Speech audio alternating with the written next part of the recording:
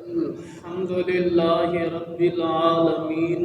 والصلاة والسلام على سيدنا وسيد الأنبياء والمرسلين أما بعد فأعوذ بالله من الشيطان الرجيم بسم الله الرحمن الرحيم ومن يتق الله يجعل له مخرجا ويرزقه من حيث لا يحتسب آمنت باللہ صدق اللہ مولانا العظیم۔ قرآن مجید فرقان حمید کی سورہ طلاق کی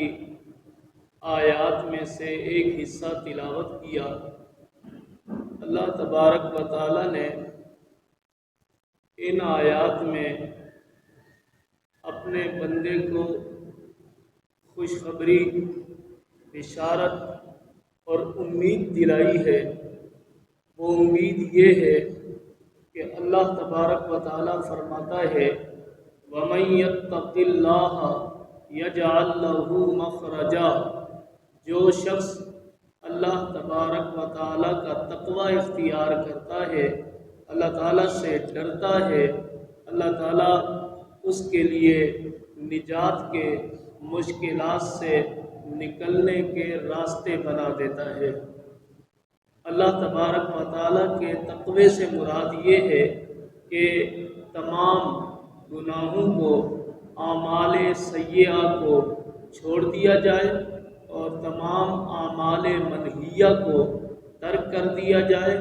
اور وہ تمام اعمال جن کے بجا لانے کا حکم اللہ نے یا اس کے رسول صلی اللہ علیہ وسلم نے دیا ہے، ان اعمال کو بجا لایا جائے۔ یہ تقوی ہے۔ اللہ تعالیٰ فرماتے ہیں جو شخص تقوی اختیار کرتا ہے، اللہ تبارک و تعالیٰ اس کے لیے مخرج بنا دیتا ہے، خلاصی کے، نجات کے راستے بنا دیتا ہے۔ اور آگے فرمایا وَيَرْزُقُهُ مِنْ حَيْثُ لَا يَحْتَسِبُ، اور اللہ تبارک و تعالیٰ تقوی اختیار کرنے والے کو ایسی جگہوں سے رزق عطا فرماتا ہے کہ ان جگہوں تک، اسباب تک بندے کا گمان بھی نہیں جاتا۔ اس آیت کی تفسیر کرتے ہوئے مفسرین نے لکھا ہے کہ اگر اس آیت کو، ان جملوں کو ما قبل آیات کے ساتھ جوڑ کر دیکھا جائے تو اس کی تفسیر یہ بنتی ہے کہ سورہ طلاق کے شروع میں اللہ تبارک و تعالیٰ نے طلاق دینے کے احکام بیان فرمائے، اور طلاق دینے کے بعد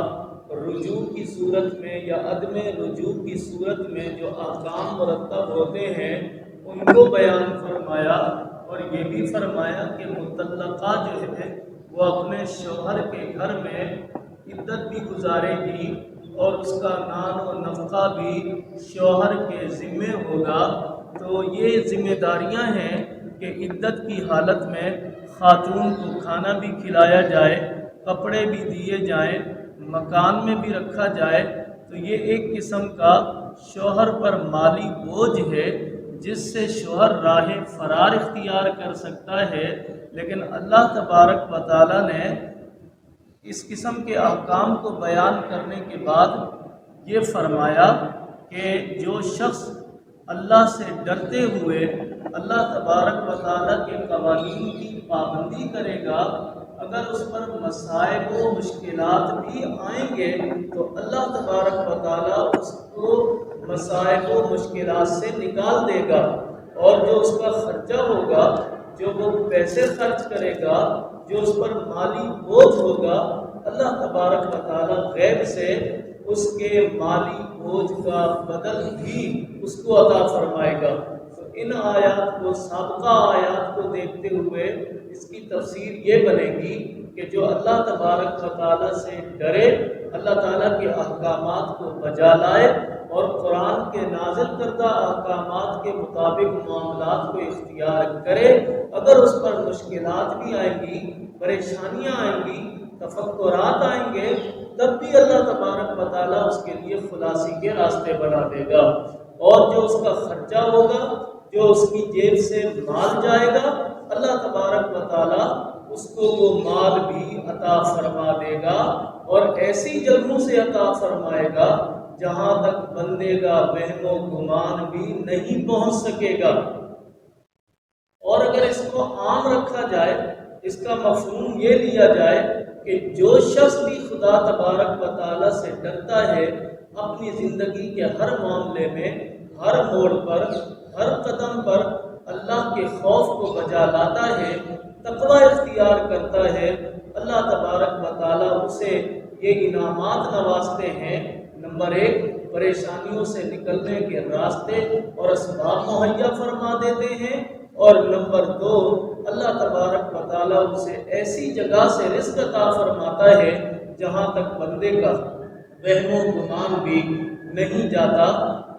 ان دونوں جملوں کی کہ اللہ سے ڈرنے والوں کے لیے خلاصی کے راستے بھی نکل آتے ہیں، اور وہاں سے رزق ملتا ہے جہاں پر بندے کا گمان بھی نہیں ہوتا، اس کی بہترین مثال حدیث پاک میں وہ واقعہ ہے جسے مفسرین نے نقل کیا کہ عمرو بن عوف الاشجعی کے بیٹے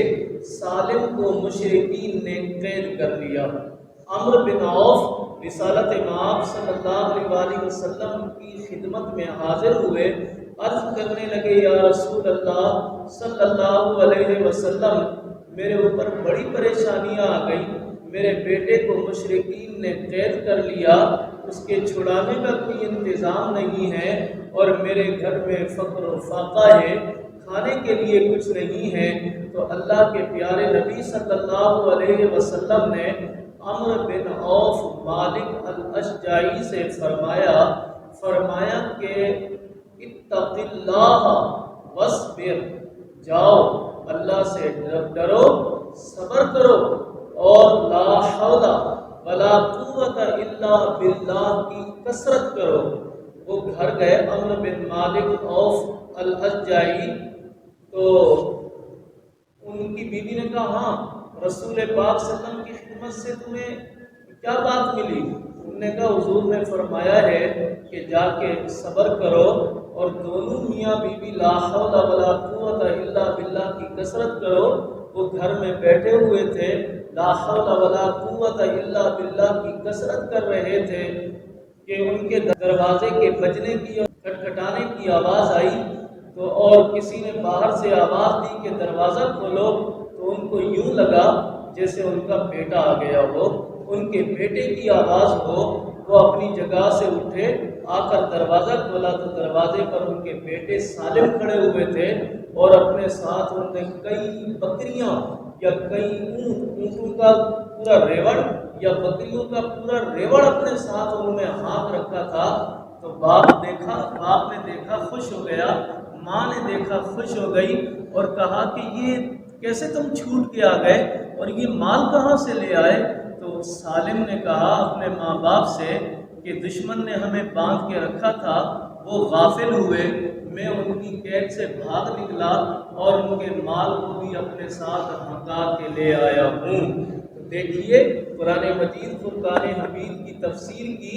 یہ عملی شکل ہے کہ ماں باپ تقوی اختیار کر رہے ہیں، لا حول ولا قوت الا باللہ کی کثرت کر رہے ہیں، اللہ تبارک و تعالیٰ ان کے بیٹے کو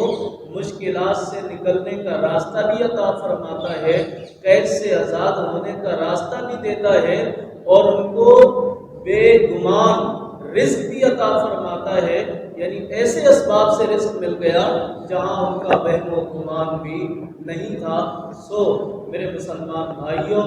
ہمیں بھی چاہیے ہم قرآن مجید فرقان حمید کو پڑھیں، سمجھیں، اپنی زندگی کا حصہ بنائیں، تاکہ قرآن کی وہ برکات تو صحابہ کرام کو ملی ہیں اور انہوں نے اپنی آنکھوں سے اس کا مشاہدہ کیا ہے، آج ہمیں بھی قرآن سمجھنے کے بعد، قرآن پڑھنے کے بعد وہی برکات نصیب ہوں، ہم بھی اپنی آنکھوں سے انہی برکتوں کا مشاہدہ کریں۔ وآخر دعوانا ان الحمد للہ رب العالمین۔